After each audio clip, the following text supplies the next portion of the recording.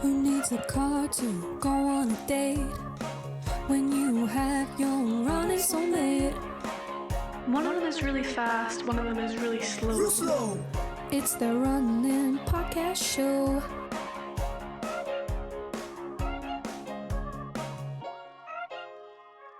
Hello and welcome to episode 5 of Soulmates Run Pod. Hello.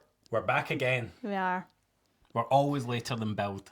Yeah. It's like me running races. I'm always a bit slower than I said I'm going to be. Yeah. Sorry about the infrequency of the episodes. What happened? Why were we so late? We're trying to get into a rhythm. But Really, we're doing this for enjoyment, aren't we? We shouldn't be running on a schedule. Ryan's Apparently OCD is going crazy. got to give the people what they want. I know. But we will. I think we got to have something to talk about, and we most certainly do have something to talk about today. Yep. We were also on holiday. We were on holiday, yeah. We had a break for holiday. We did. We were running about the hills of, what do you call that place? The Cotswolds. Yeah. Very bougie. Yes, roasting. And that was in preparation for the main event of today's episode, where we are going to recap Alex's first ever ultra. Ultra runner, You baby. can hear the medal and jangling. Yeah, it's spinner. It's a spinny and, medal. Yeah, if let's see, for the people that are watching in video, it doesn't really spin the way previous versions have. It does spin, but it just doesn't spin freely. But it's a belter. It's a great medal. It's a great medal. Great race too. Is the medal worth 50 kilometres? Absolutely. Absolutely it is. Well, we're not going to race too far ahead. I want to just touch on the last couple of weeks first before the last couple of weeks of your block that got you to there, because I think that's roughly where we sort of left off. So we were going away. We knew that might be a challenge for your training because it was hot, it was hilly, but We've done it. you got it done. Yeah, it was. Do you know what? It was a tough week, and it was probably the most challenging week of my training block, purely because of the elevation surrounding where we were staying. But it was nice to really push myself that week, and I think it has paid off. I think when I went for my long run on holiday, it was like a 2-hour 45 run, and I covered the whole elevation of the 50k race that I just did last weekend. So Without really knowing. without really knowing it, yeah. So I really did push myself, and again, I think it was pushing 30 degrees a lot of the days, and we did a hill session there, and you kept me company for a lot of them, so it was nice. You had a very happy coach. Oh yeah. He was really chuffed with how you did there. Yeah, I think he was. I think he was jealous of our holiday. That's his ideal sort of holiday. Oh, that's an issue that I think a lot of people listening will be having, that if you're going away, or even if you're at home, summer comes and plans are in place, and there's people. Any tips in terms of, because you did get out and do that every day, and we were staying in this just amazing like farm, and a pool, and we had family there, and so there was always something going on to make it less appealing to go out and run. Yeah. So I think it really depends. Now, I'm someone who can be quite chalk and cheese with it. So I don't like making, like, I feel like sometimes you don't want to make yourself, if you don't want to do it, you don't want to do it. You know, if you've got plans and you have to miss a run, then so be it. People run for different reasons, and also you'll be at different stages in your running career. So you might be training for something like me that's quite a scary goal, and I sometimes really can't be bothered, but I do have that kind of drive and fear factor that makes me go, oh, but you need to do this, because you don't actually know if you can complete that goal, so get out and get it done, and then I feel better. But I think it is different when you're running just for exercise, you're running just kind of for maintenance, and then you've got the kind of scope to play around with it a little bit, and you really shouldn't feel bad. and running becomes a bonus. Yeah. And if you get it done, good on you for getting it out. It's a great way to see a place. But if you don't, it's Yeah, okay as well. and I do. I went away for my 30th birthday, and it was really hot that week as well. And I'd done a couple of runs on the treadmill, and I had so many people messaging me saying, like, your motivation's to be studied. Like, how have you ran for 2.5 hours on the treadmill? And I'm not always like that. No. And like, I sometimes have to push myself out the door. I sometimes don't do my runs as well. So You often try and bully me into going with you. Yeah, absolutely. And so I think you can often see people like, I'm posting that on my Instagram because I'm like, hey, I done this, and I'm really quite proud of it. But I probably don't put up a video of me going, oh, I had a 45-minute run today and I didn't do it because I really couldn't be bothered. It took me 8 hours dressed in my gear to go out and do 45 Yeah, minutes. so I think it's all relative, isn't it? And you have to think about what you're seeing, because I'm not always that motivated, but extra motivated during this block, just because, like I say, of the fear factor of it. I think we did get the treadmill in, and I think we spoke about it very briefly the last time that it was coming. Mm-hmm. I think we've been on it more than I thought we would be at this time of the year. I think it'll come into its own in the winter. Absolutely. But it's been really good, hasn't it, for those ones when it's a bit time squeezed and you those kind of just get it done runs. Stick something on the iPad and just get the miles in the legs. And I think you've had that mental bit of treadmills in the past, thinking I don't run in treadmills. Is it the same? Is it? But it's the time and the feet, and it's still running. Yeah, you know? I think a lot of it was a bit of faff. It's the same as going to the track. You have to get in the car, you need to go, you need to pay into the gym or the track, blah, blah, blah. And the convenience of just having it outside your house, I think that's different. Yeah. So you just literally get on it and you go and then you're done. And I think that's a difference there. And we also found a wee trail nearby, didn't we? Just for shorter runs over, so down in between sort of Uddingston and Bayliston. Yeah. There's a bit of the Clyde walkway there. And yeah, that was quite nice. Again, good for 40 minutes, something a bit different. Yeah. So yeah, you're making use of what's And we also went and cheered on we missed the men's 10k, didn't we? But we ran in and we watched the women's 10k, and that was the first time for me in a long time of running at some form of pace. I felt like hell. Yeah, my niece Macy was doing the women's 10k. Yeah. Did really, really well. Another hot day. It was very hot, yep. We ran in and we caught up with a run group of some people we used to run with as well. And then I fell like an idiot. So only a few weeks after getting a cast off for having a broken thumb, I managed to fall and hurt my thumb again. Okay, but the people will be thinking that you fell on the I run. Didn't fall running. We ran 10k. Then I fell walking back to Glasgow. Yeah, and it was quite a dramatic fall. Oh, it was commando roll, dignity, pride, everything was a bit bashed and bruised. Little drunk man came over to try and help him up, because I was just looking at him Little like... Glasgow junkie tried to help me up. It was really mannerly, really nice. It was lovely, actually, yeah. I was not living life at that point. My brother was there. No sympathy whatsoever. Absolutely none. But... So, yeah. So that I was really chuffed with how you ran on that week away, and I think I ran about 4 times more than I thought I would, just because I was keeping you company. But I did enjoy seeing a bit of the countryside, but my God, that is not for me. Some of that stuff we were running through that day we did the trail, it was like running through the Amazon. It was a joke. Yeah. Everything touching my legs, and nah, not for me. I don't think the trail running life is for you, although you have enjoyed a few. We had a race, didn't we, though? We were coming up this big hill, and there was a trail. On the Cotswolds Way. Yeah, on the Cotswolds Way, a trail ultra marathon relay race, and the first 2 guys that came by us, just no regard for their own life. They were just throwing themselves down the hill. I've often wondered, while I've been on trails recently, how are these people at the front of the pack manoeuvring these technical bits of trails or the steep hills? And now I know they just kind of throw themselves down it, and just a lack of regard for themselves. But I mean, they were apologising, thank you so much, and like we're so getting fast. out our way, but it was just... They must have no ankles, because it's so unsteady, that path's so narrow. No, I think they've got strong ankles. Or I think they've got none. I just think all the ligaments are from a bygone era. So yeah, good week's training, set you up. I think that was a confidence booster as well, because you got the hard stuff done. The big 3-hour sort of run, 2:45.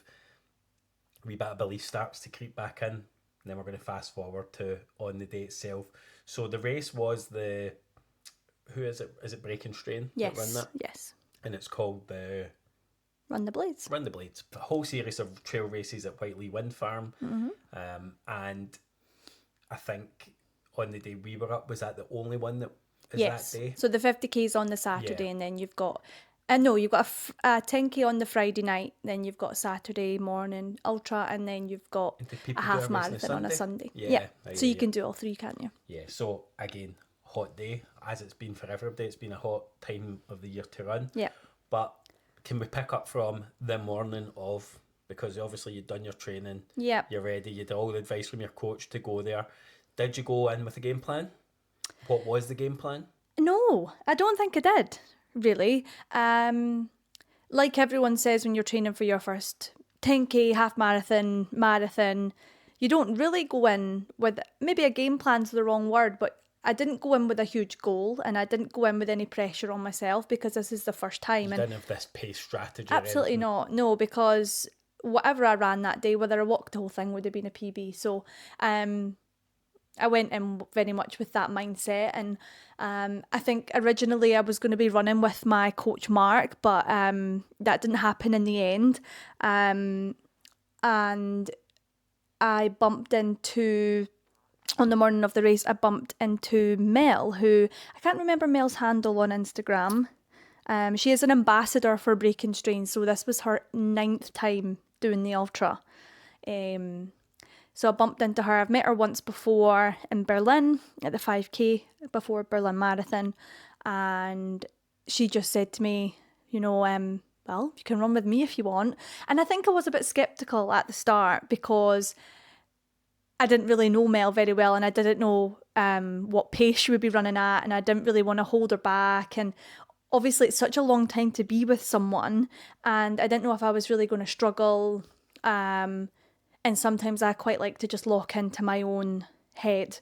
And I did at points lock into my own head and kind of had that silence. And she was great because she kind of picked up what I was like quite quickly. And we just ran we ran the whole thing together in the end. So what times we were chatting, sometimes she was just chatting to me, and sometimes we just ran side by side in silence. And I think that's important when you're running with someone for that long, is to have that understanding. I think if you can click into the rhythm with somebody of comfortable silence, even on a 10K, that's a brilliant place to be, because there's nothing worse than feeling the pressure to have to talk or to be constantly in your head of, am I going too fast for me? Am I going too slow for them?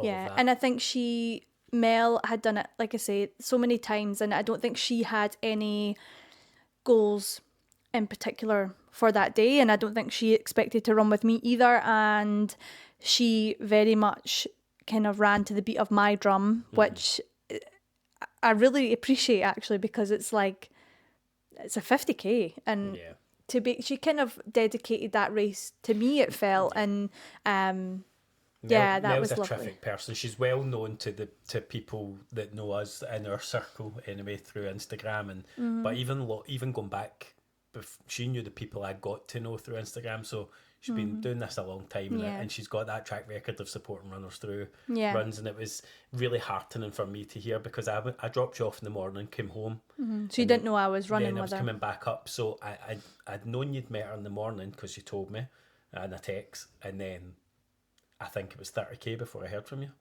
and it was me actually texting you saying, are you alive? Because I would never normally text you during a race, but it's a little bit different, the isn't ultra's it? a different thing, and you were moving really well, and you sounded really chipper on the phone, and left you a voice note. You were not spending long in the aid stations to the point where I was then had to rush about a bit, because I was unsure about how do you gauge your first ever ultra on time. Got back up there, and Macy and I came up again, my niece. We came up and cheered you on at the finish, and it was lovely to see you crossing the line with Mel. And I mean, she's saying to you things like, do you want me to stay back for your photos? She obviously had you in mind the whole run, and she it's did. a lovely thing, so I appreciate her doing that too, and I know you do. I did, and I don't think I'll ever forget it. It was really good. I felt a bit emotional actually at the end, but I feel like I'm jumping the gun a little bit. I'll just kind of go briefly through the whole thing, because I think it's special for me, and I like to be able to listen back to these podcasts as well, because if I listen back to, we've obviously had separate podcasts before, but my first ever podcast episode, I was gearing up to run my first marathon, and I couldn't even comprehend doing long runs like, I was like 23K, oh my God, longest run of the block. And I love like being able to go back and listen to that, and how excited I was to have completed that. So I think it's good to talk about me trying to keep the head the week before. Yeah. Because I kept doing that roadrunner thing that I kept going to Ryan, oh my God, I'm running a marathon on Saturday and more. And you were going, like, let's stop thinking stop thinking about it like that, because I hadn't done those big typical 20-mile runs that you do in a marathon block. And I think I was letting that creep into my head ever so slightly. It was like the road runner and the ultra runner were like either side of my shoulder. And you like kept talking about pacing that week, about not having been running fast. I've not run faster. I've got so slow and irrelevant to what you were doing. But I think it is. It's the road runner mentality of I'm not. I would like to be. Yeah, but on the morning, I've managed to, for the most part, kind of block out those roadrunner thoughts, and my coach helped me break it up into checkpoints. So I girl mathed the whole thing. I was only really doing a 14k. That was my biggest stint in between checkpoints. So I think it was a 10k, and then it was a 14k, and then it was I don't know my maths, another short stint, and then it was after the fourth checkpoint it was only a 5k. So I was completely forgetting about the last 10k, then I was focusing on the 14k, then I forgot about that, and then I done the next part. And that's kind of, when you're saying that, did you have any sort of race plan, that was the only sort of plan that I'd kind of put in place for myself. But it's a good plan to have, to chunk it like that, because you can leave at the door whatever happened before, and that's not because it went badly. That can be the opposite, because you can have had the best 14k of the day. It doesn't mean the next 10 are going to be easy, the same. Or so being able to, I think, compartmentalize each of those bits in a race of that length. I think even in a marathon, even probably in a half, it pays to have a chunk down strategy. Absolutely. Deal with the bit in front of you, because then you understand that last 5k will probably take care of itself. The one before that, okay, different proposition, but you get to it when you get to it, instead of dreading what 40k is going to feel like. Yeah. And you've no idea. So the whole thing really started feeling like I felt fine for the majority of it. And in terms of like my legs and my breathing, my heart rate was at 143, I think, average for the whole time. And I took some big, like huge confidence from that. And I think that kind of gives me a little bit of a, I wonder, I'll maybe push a little bit more on my next one, and kind of, that can afford to come up a little bit. Can I tell you something I didn't like about the course looking back? I think it really served its purpose. And if you've ever ran up at Whiteley Wind Farm, it's all the same, right? So it looks the same. You don't have to focus on your terrain. You don't have to focus on... The only thing that changes is your elevation. It goes up and down, blah, blah, blah. Yeah, the dusty paths of Mad Max for 50 kilometres. And I'm not being dramatic here, because I watch videos of people running miles and miles and miles, and they start to get a little bit like brain fog. This course made me feel like I was going a wee bit crazy at times, and I was saying to Mel, we've been here before 3 times. And she was going, Alex, we've not been here yet. And I was like, we have. I've seen the same. There was a group of guys, 2 men, who were obviously cycling around. And we seen them 3 or 4 times. And I was like, are we back? And she was like, no, they've moved. And I was like, I think they're lying to me. 100k and you've seen them 3 times. Yeah.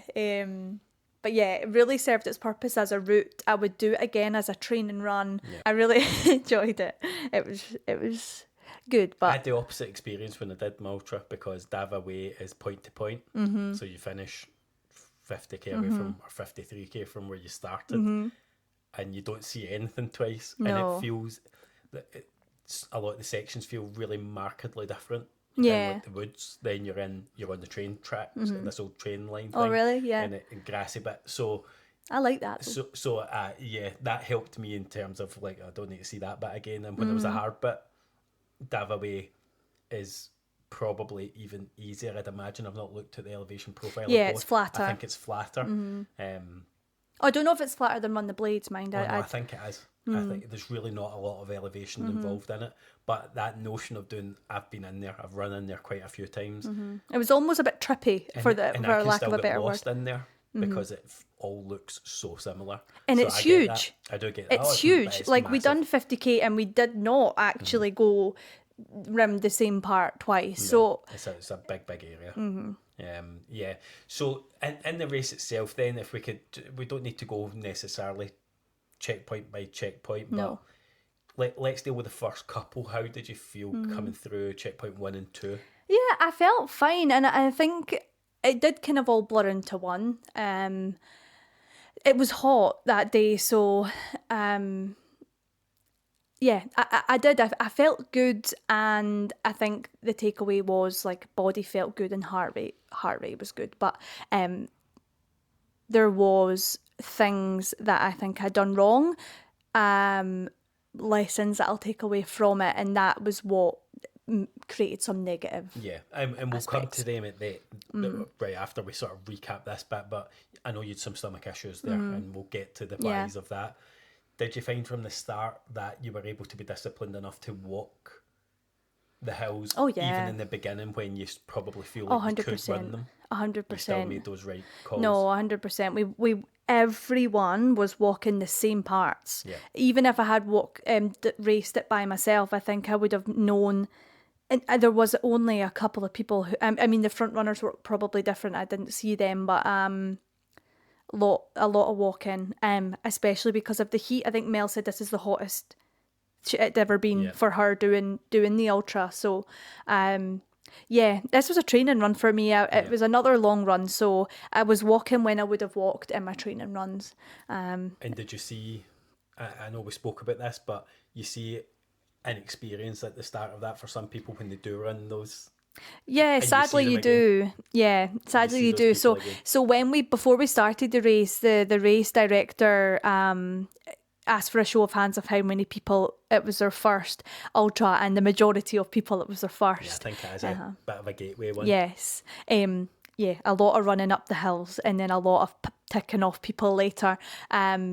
Unfortunately, but maybe that was kind of their plan, and it doesn't always work out. And I think an experience in running in the heat, us being Scottish, I think it does. It really affects everyone, but I think it really does affect us because we're not used to it, and it's so exposed out there. Yeah, There's not a lick of shade. That week of running in 30+ degrees down south probably really come in to play for you. Yeah. Even though you don't know you're doing that, you're not going there to warm weather train, but you did effectively. Yeah. The day we did the hill session was brutal, hot.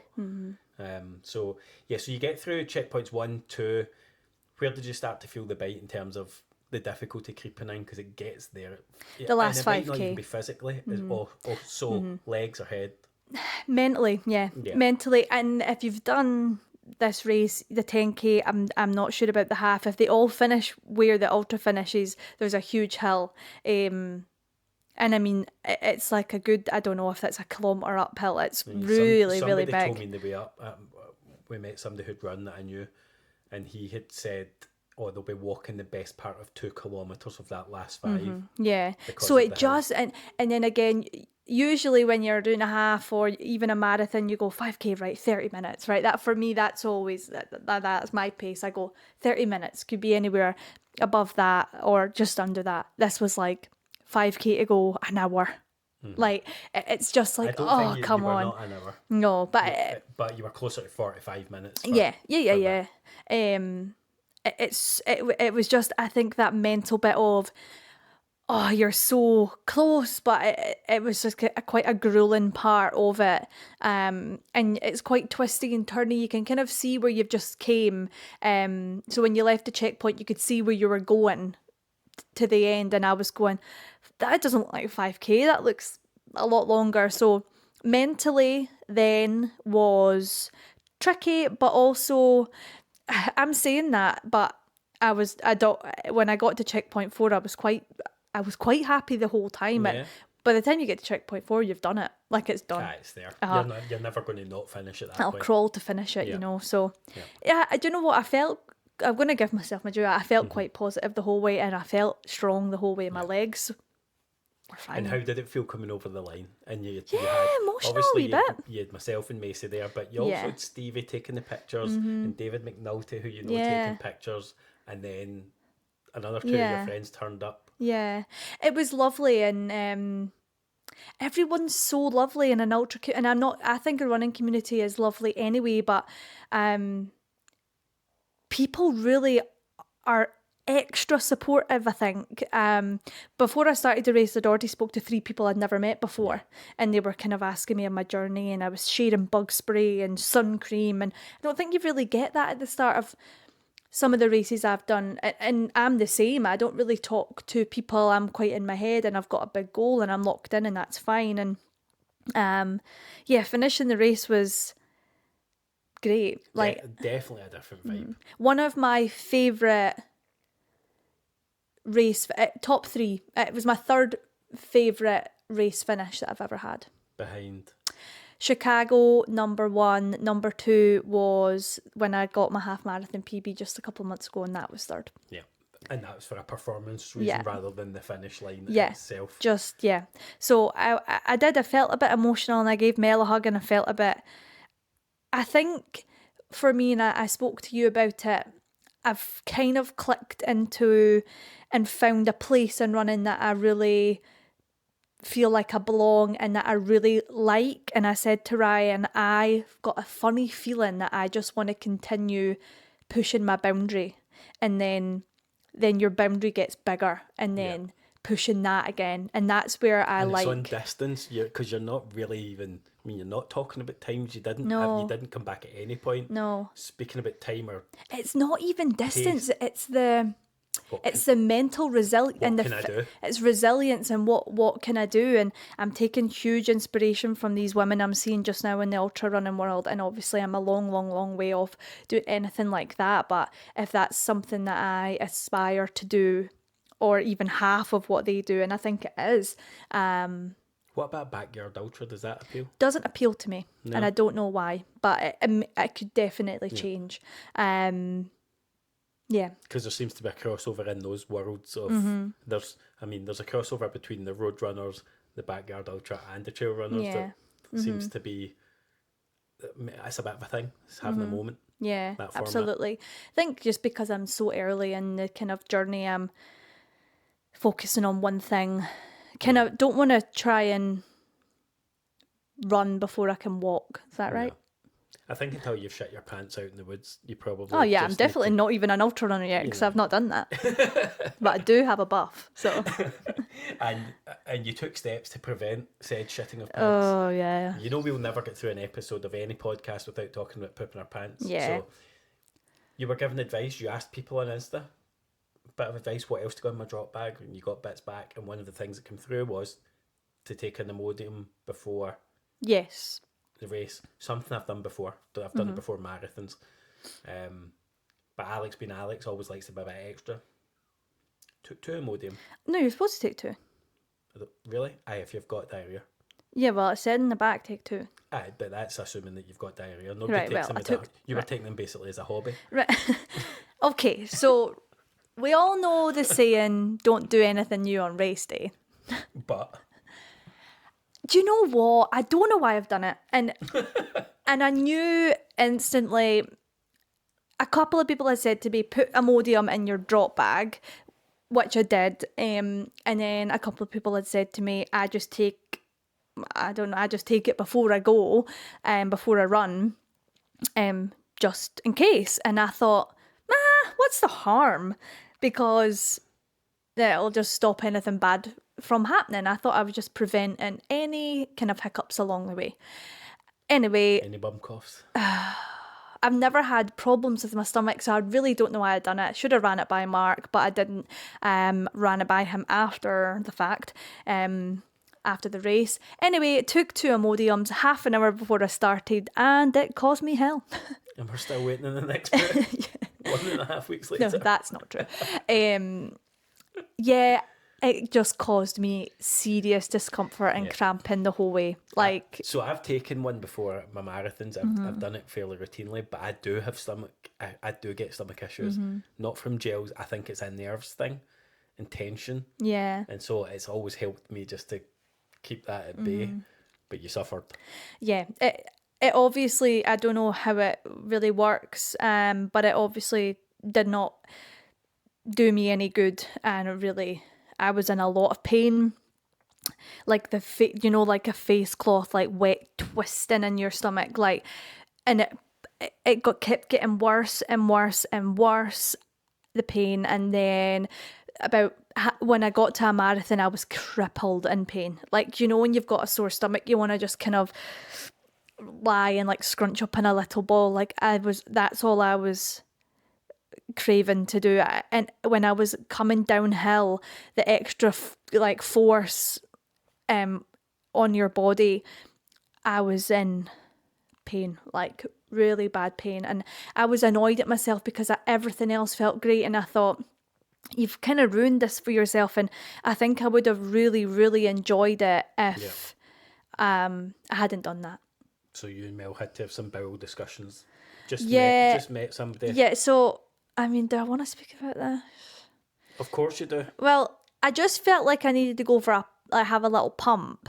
And Mel said, what did you just say? And I said, like, I feel like I need to let out a pump. And she was like, what? As a fart? And I was like, yeah. She was like, you call them pumps? And I was like, yeah. And she was laughing so hard. She's never heard that before. Mel's English. Yeah. So she now uses the word pump. But that's what it kind of felt like. I just felt like I needed to go. But Imodium works. It works. You can't go. So as a result of that, I could not eat. That was a lesson learned. It was a lesson learned, and I couldn't eat any real food. Right, so. But as a result of that, you couldn't eat, or do you think, had all things been equal with your stomach, do you think you would have been able to eat more? So you think I was directly related? 100%. I think when you're in so much pain, you can't eat. If just race mentality kicked in, and you're just not in the habit still. Yeah, of no, eating. because I do eat most long runs. I take a jam sandwich, and I no butter. and I'd never want to eat them, and I do. So I'd never want to eat that either. Yeah, I think it was purely, maybe if anything else, the heat, and the I was in so much pain, and so I managed to take on one Nutella crepe, but I was about to vomit eating it, and I think that was like a checkpoint too. It was far in. So had a couple of gels, and I drank my nutrition in terms of my carb drink. I was drinking 1 litre every hour, and in the aid station, stopping, refilling the bottles, and putting 2 sachets of carb and electrolyte mix in. Can you tell people what you were using? Because I think, again, if I'm listening to this and I've never run one, I'm thinking it's always interesting to hear somebody else's nutrition. So for this one, it'll be different for the longer ultra, but for this one, every hour I was drinking 100 grams of carbs, so I had 50 in each bottle, and mixed with electrolytes. It was grape flavoured, Tailwind, which is a carb and electrolyte mix. Yep, and no issues that you've practiced with. Practiced in fact, you've practiced with the 90. Yeah, I've practiced with the higher carb one, which I'll be using for okay. the ultra. So, but all in all, really positive experience. Yeah. Cracking medal. Yeah. Chalked it off. It was a training run. I don't think you lived in the space of there. You took a bit of time to recover the week after. Yeah. Achilles was tight, body just felt a bit banged up, completely normal stuff. But let's flip forward. How many weeks out are we from the Highland Fling? 5. Okay, really not a lot. Yeah. What's the plan? What's the priorities? What are you and Mark speaking about now to make that psychological jump from 50 to 85 kilometres? We've actually not spoken about it yet. I think Mark's trying to let the kind of glory of what I've just done sink in as well. And like I said, I've not ran. I went to do a part of the route, the West Highland Way route yesterday, but that was my first run back since the ultra, just because of the Achilles problem. And I think a bit of a dip in motivation as well, which is perfectly normal after completing something like that. So this week, it's going to be a tricky week this week as I'm going away with my work for a few days, but really back on the bandwagon with just them kind of... Just back into that back into training, build as a week and goes. nothing new. I've already built now. That was my longest run, so I'll start coming back down now.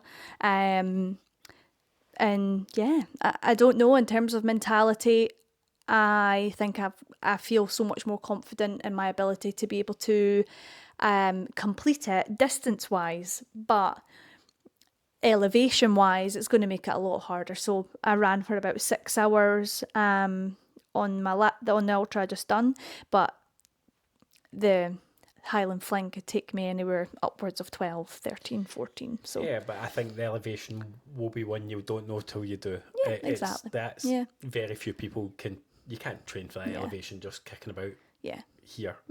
I think if I had to do 35 kilometres extra on the other day, if I took away my stomach pain, I think I could have done it. So I think that it's a good confidence boost. Any other lessons learned that you'll take from there to the next race? Yeah, one of the big ones was water wipes. I think I told you about this. Yeah. So I took a pack of, just like a small packet of wet wipes. They're just called water wipes. You can get them at Tesco. And about 40k in, Mel and I just took a wipe and wiped our face. And I honestly felt rejuvenated. It was the best thing I've ever done. So It's a really positive. sandy up there Oh too, God, so I was covered. you're getting to sort of almost wipe the grime off your Yeah, face. and it just felt nice to have a little refresh. So I'm definitely going to have those to hand for the ultra. That was one of the most positive takeaways. I wish I could have tried a bit more with my nutrition. That's kind of one of my most my biggest unknowns going into. What about gear wise? Any lessons? Trainers, pack? Trainers felt great. Everything felt good. A little bit of chafing, but yeah, everything felt, I think, pretty spot on. I think that's why I was so annoyed about the Imodium incident, because everything felt great. Because that bit was in your control. Yeah, but so kind of that's it for kind of moving forward and thinking about the next one. But I do just want to quickly say how good Run the Blades is as a race. If anyone hasn't done it before, I think it's really worth your time. It's really worth the money. The medal's amazing. Everyone who worked. Finisher pack was good. Oh yeah, I got well. a Mars bar, couple of bananas, some Haribo, bottle of water, and a big. huge family bag of kettle chips or everything you need, and people in the aid stations. That's what I wanted to speak about the most, because they were amazing. Yeah, it was a well-drilled machine, the whole thing, even coming up to spectate and at the end, and people are so welcoming of you being up, and everybody's walking by and saying hello. Nice atmosphere. Defo, if it's your first time dipping your toe in that world, good place to be, and you can actually build up to it. So even if you're a 5k 10k max right now, you've got that half marathon option, something to aspire to as you go. And there's some lunatics that do everything. Yeah, they do all the races in one weekend. So yeah, thank you for a great race weekend, Breaking Strain. Perfect.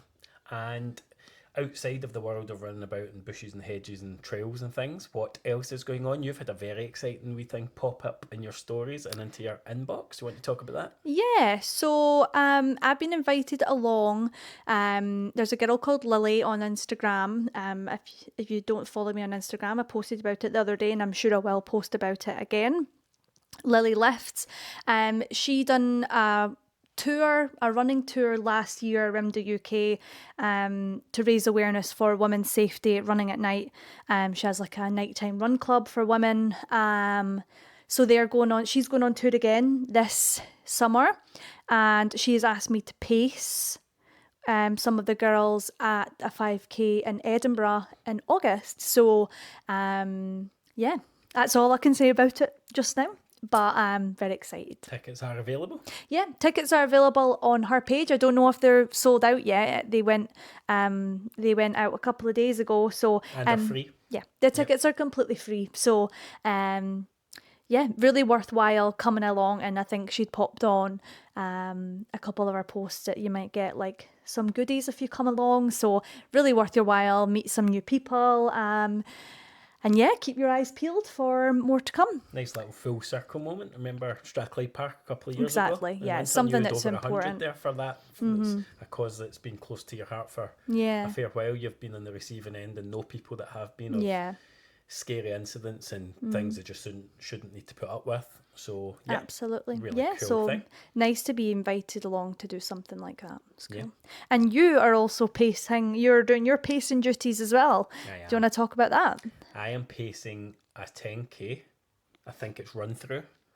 They're putting it on the 2nd of August. Next week, Sunday coming. And I have just done my first run today in nearly a week and a half. I ran 10k to make sure I can run 10k. So this is in Edinburgh, and it is up Arthur's Seat. Which I don't know if you knew And back before down you signed Arthur's up. Seat. Oh, I can confirm categorically I did not know that when I said yes to pacing. So I was asked to pace by Natalie Hunter, so the positive pacer, people might know her as on Insta. So Natalie ropes everybody into this pacing gig, and I actually thought I was pacing the race you did. Remember, you did the women's 10k. I thought it was that route for the men. It's not. It's a completely different route. Yeah. So it's literally a big hill up Arthur's Seat, and then you get to run back down it. So it's 2 loops, that hill twice, and I'm pacing 45 minutes. And actually, I think with that, between that hill and my current fitness, I'll feel it. That will be a struggle. I'll get there. I will do it because pride will not let me not do it. Pressure also. But You've got to kind of do it. if anybody's expecting a nice chat from the pacer, I will be the one heavy breathing. So just stick close. I'm looking forward to it. Something to. Yeah, you've not sort done of it for a aim while, at. have you? No, I've not done anything for a while, to be honest. I've been. I trained with you quite a bit when we were away, but my own training's been borderline non-existent. Yeah. So I'm gonna go come and watch. Maybe do a little bit of a climb myself, just a you're couple. coming? Yeah, you know, did I not tell you that? No, you did not tell me this. Yeah, I'm gonna come along and maybe just kind of spend some time going up and down Arthur's Seat and get a little bit of elevation, take some videos. So if anyone's not running and they want to come and watch and witness Ryan at the top of Arthur's Seat a couple of times, feel free to get in touch and we Yeah, can. and there's quite a few of us from Newton Roadrunners pacing. There's a couple from Aroma Run Club in Wishaw. Yeah, it'll be a good day, won't So it? a lot of people that run it, our local park runs involved. So yeah, there'll be a good vibe and we can have a wee nice day in the city. But the run will not be straightforward for me. And one of our friends is pacing 40 minutes. Yes. And that is, I mean, he's rapid, but still. From that's gonna be a Edinburgh though, push. so you'll maybe be used to those hills, hopefully. Yeah, I don't know. I think I had to be look at people's times, and it seems to add well over a minute onto. And so how are you people's feeling time. about that? Because it's not slow. Oh, I'm okay at being 45. If had I signed up for 40, thinking I could get there on my limit, I would have been having a meltdown right now and just not going. But I'll be all right. 45 will be okay. It's crazy to me that I can't even run that flat out. So No, that'll be all right. I'll certainly be pushed, but it won't kill me. And do you know yet if you have to wear a big flag on your back? We do not. I know we don't have to because there was things in the group chat today. So it's bibs, like yellow bibs. Might be a bit of a pain, like up a hill and wind and. Yeah, I've not done too much pacing with the flags. I've mostly worn the bibs before, so that suits me because one less thing to think about. Yeah. And especially as you said, I don't need anything. I don't need wind A sail, assistance yeah. or hold me back. But yeah, the good thing is for every big uphill like that, there's a downhill on the other side. So yeah, and there is also a half marathon. So there's some people having to run it 4 times. What I will say is, I feel like adding elevation into a pacing duty makes it difficult because there's different ways you can tackle that, isn't there? I've not really decided that actually, because my own inclination running that would be I would usually push up the hill and try and keep my splits relatively similar and catch my breath on the downhill. I wouldn't gun away downhill either. I would be just trying to stay. But I don't know. I think if I was chasing that as a PB, I think the better tactic is actually to go easier up the hill and push harder in the downhill to get that time back and on the flats when they're there. But then some people have that kind of fear of coming back down the hill at any sort of pace. It is an interesting one because it's not something I've done a lot of with elevation. Paced a lot now,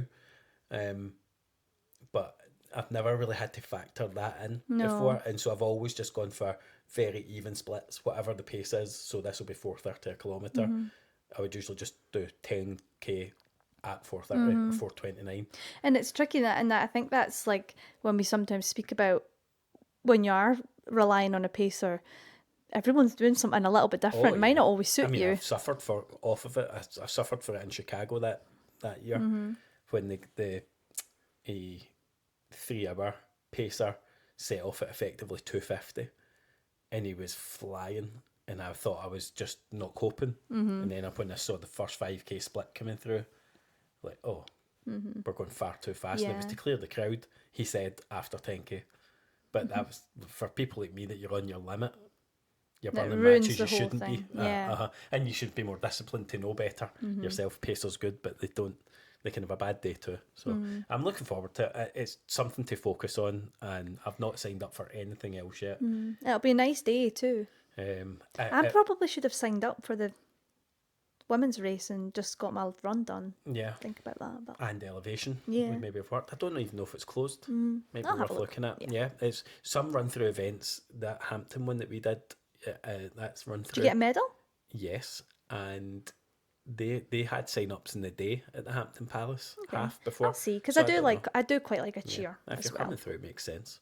So yeah, if you're going there, if you see me, if you see Alex, say hello. Yes. It'd always be nice to We see you. we do like it when people come and say hello to us. We had someone shouting at us the other day. Hilarious. So funny. That was at the women's 10k. Yeah. We were cheering Macy on and just cheering the runners on, and somebody ran by us and screamed, "I love you too!" And we were like, "No, we're meant to be shouting for you." Yeah. I think she only had like 400 meters to go or something. I was like, Exactly. save your breath. She was obviously doing great. Yeah. That was nice. It was just funny. It's fun, isn't it? Yeah, To have just chats with people the that running community is just so nice. It is. everyone is. And yeah. that's it really for me. That's all I've got. I was rejected from the London Marathon ballot. Surprise, surprise, surprise. surprise. Year umpteen in a Yeah, row. me too. Toyed with a charity place, hummed and hawed, not applied for anything. But yeah, we were out with some running friends at the weekend, and I actually got a row from somebody to get my finger out, get my mojo back, and get a marathon booked in, because I'm just not doing anything really. But I'm playing a supporting role to you. I am running with you quite Don't a use bit. me as an excuse. No, I'm not doing it because of you, but I'm not running. I'm just not putting much on Insta either. Listen, it's ebbs and flows. Ebbs and flows, peaks and troughs, all of that. So I think we've covered what we had to cover for today, but we're bringing back a segment Yes. because we had entries the last time we did this and we didn't get to it on our last episode. So I'm going to hand it over to you because this is your baby. Yeah, so I don't know if you'll remember, a few episodes ago, I started a segment called Alex's Story Corner. So I asked people to send in via the Soulmates Run Pod email address, stories, confessions, running dilemmas, and I have received a few. So they're going to remain completely anonymous. I'm only going to do one today. And at the end of this, I'm going to ask you what you would do, and you guys listening, watching, what you would do in this circumstance. Okay, so picture the scene. Drumchapel Park Run on a sunny summer's morning a few years back. Drive there, park, do a little solo warm-up, and then back to the car to get the sunnies and the barcode. And suddenly you see your reflection in the car window and you realise you've put your shorts on inside out. And of course, they're not lined, they're those lined shorts with the slightly longer inner layer. So embarrassingly, my wardrobe malfunction is pretty bleedingly obvious to anyone who sees me with the pockets flapping in the wind. So, the big dilemma. Do I just go back home, change them round, bin off Park Run and go and do my own run? Do I leave them as they are and try and style it out and laugh it off if anyone notices? Or do I go back inside the car, lie down in the back seat, slip them off, twist them round and then put them back on the right way, knowing fine well that there's every chance a fellow park runner passes the car at just the wrong moment and gets more than they bargained for? And it would be more barred than the barcode. So what would you do? So, well, I think we've got clarification there. No scants on. So if it's lined, they've got no pants on. You can't begin the boat at a park run. You just can't. It's frowned upon. I think it's probably actually illegal. Yeah. So what would you do? I mean, I would not bin off a park run, so I'd be either running in the inside out. I wouldn't run in them inside out. I'd be in the car changing. And just hoping that no one passes. Well, if somebody sees a wee ball because they're walking by and looking in the car, that's the price you pay for being nosy. Why are you looking in? Don't look at my boss. Quite simple. What are you doing? Well, I've not got that problem, really. Well, sometimes your wee ball hangs out your shorts and you're running. Ryan, don't. This is a wild segment. If it was me, I probably could have...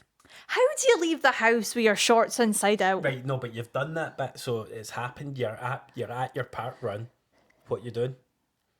I would get changed in the car. 100%. Yeah. 100%. Aye. You've just got to take the chance that someday sees your wee tadger while you're getting changed. Oh, and you know what? I like Did they these. say, I'm assuming it's a guy. Yeah, it's Line a guy. shorts. Women Yeah. don't wear line Yeah, we shorts, do. do they? Do they? Yeah. What for? What do you mean, what for? I don't understand. I thought that was just to hold your junk in. Our junkin? No, women wear line shorts too. Okay. But yeah, I do. I like these dilemmas, and we've got a few more. So please do let us know if what you would do in that circumstance, and also we want more of these. So they don't have to be embarrassing. They can be happy ones, and No.